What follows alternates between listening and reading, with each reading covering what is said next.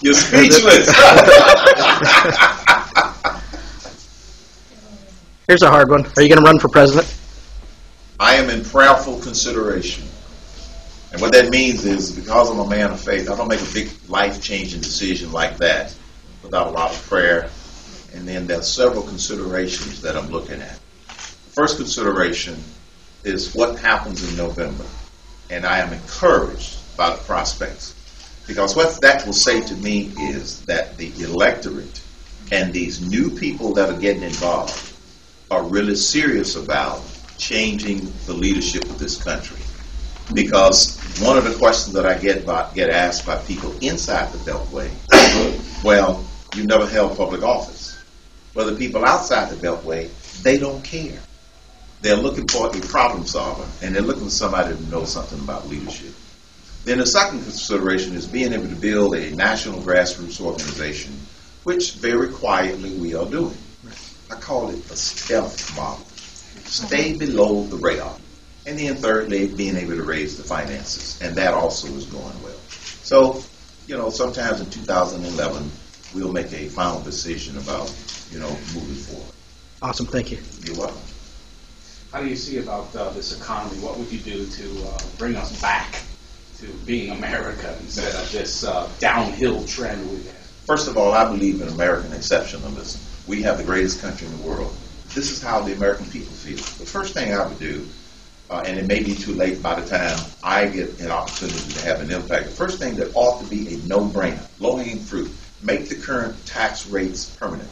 I get tired of hearing them called Bush tax cuts. They were not Bush tax cuts. They were the people's tax cuts. They are for the people. And they keep talking about it as if it was something. Yeah, they made it temporary with that sunset clause. So the first thing you do is that you make the tax cuts permanent. Secondly, and this is low-hanging fruit, you suspend repatriated profits. There are a lot of international companies that have profits and operations overseas that are stuck there because if they come back, they get double taxed. So what do? They leave those operations overseas. The third thing that I would do is to take the capital gains tax rate to zero. That will give the people who create jobs an incentive to create jobs. The current administration in this Congress, they don't get it.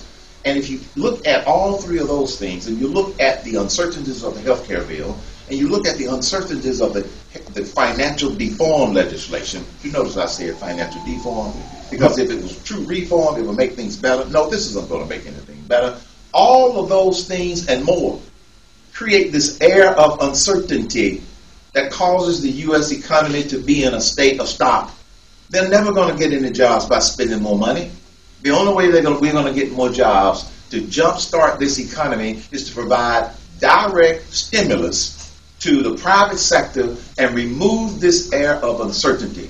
And unfortunately, the current administration and the current Congress have no clue that those are the things that they really need to do. So unfortunately, this economy is going to be in this stalled state for quite some time. Yes, sir. Mr. Cain, a month or so ago, the governor of Indiana called on conservatives to declare truce on social issues. Do you agree with that idea? I don't know what he means by calling a truce on social issues, because social issues are important. Maybe I would say social issues may not need to be the leading issues, because if we don't take care of national security first, stimulate the economy second, social issues won't be the most important thing that we need to worry about. I think they're important, but I think they should be put in proper perspective. Some people are single issue focused, and that's unfortunate. Maybe that's what he was referring to. But I tell people that if you are a single issue voter, then you are basically discounting your vote. We don't have just one problem. We have a multiplicity of problems. And what I tell my listeners, quite frankly, is if you can agree with a candidate on 7 out of 10 issues that are important, first decide what those 10 important issues are.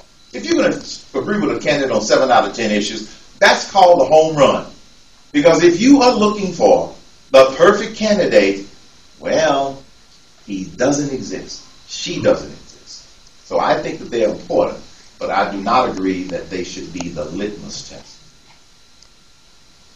How encouraged are you by Christine O'Donnell's win?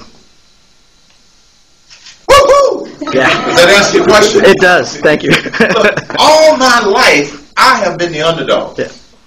And let me give you all, never tell me that I can't do something. And they told that young lady that she couldn't do it. I had the opportunity to meet her last night, as a matter of fact, at the Value Voters Conference in D.C., where I spoke, she spoke, Sean Hannity spoke. And I am thrilled that she won, because, and I'm thrilled of who she beat. Yes. The voters finally said, you wear the R label, you claim to be a conservative, but you don't act like a conservative. And the people are waking up. My latest book is called They Think You're Stupid.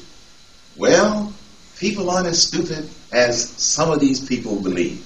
You saw it in Alaska. You saw it in Delaware. You're going to see it all over this country come November. So I am excited about her win. And here's another thing. When the the Republican National Senatorial Committee. NRSC. I get some of these acronyms mixed up, so forgive me for that, okay? When they came out and said that she shouldn't have won, they weren't going to support her. I was on the radio at the time, on my radio show, and I was incensed. I was absolutely disgusted. And you know what? That's why the Republican Party keeps losing. They keep losing because they don't understand what's going on out here. They don't understand what's going on here at this conference. You got 5,000 excited people that are sick of politicians as usual. They're sick of business as usual, and they're sick of the rhetoric as usual. And for those that are waking up, I got to tell you, to understand it, they'll be able to tap into it. Thank you. You're welcome. Mr. Cain, how do we get the youth vote back in on the right side of the equation? I mean, it's been slipping for years, and Yes. what do you think we can do to get the young people back voting our side? Information, information, information. There's nothing more powerful than the right information. When President Obama was running for office, too many of the young people were so disgusted with politics as usual that they bought an empty package called Hope and Change. I get calls from young people on my radio show all the time who saying, you know, I regret making that vote because this wasn't the change and the hope that they were looking for.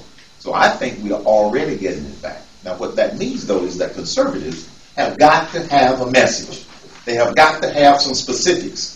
You can no longer attract people with the same old watered-down rhetoric. And that's the problem with a lot of the candidates that are running. He asked me what would I do about the economy. I gave you some specifics. Asked me about national security. I'm going to give you some specifics. That's what people want to hear, not the watered-down rhetoric in terms of, you know, blah, blah, blah, blah, blah. Young people don't want to hear that. And the other thing is, they are the ones that are going to suffer the most if we don't fix Social Security, Medicare, Medicaid. If we don't fix those big problems that are looming because they eat up so much of our national spending. So we've got to tell them specifically how we're going to do that.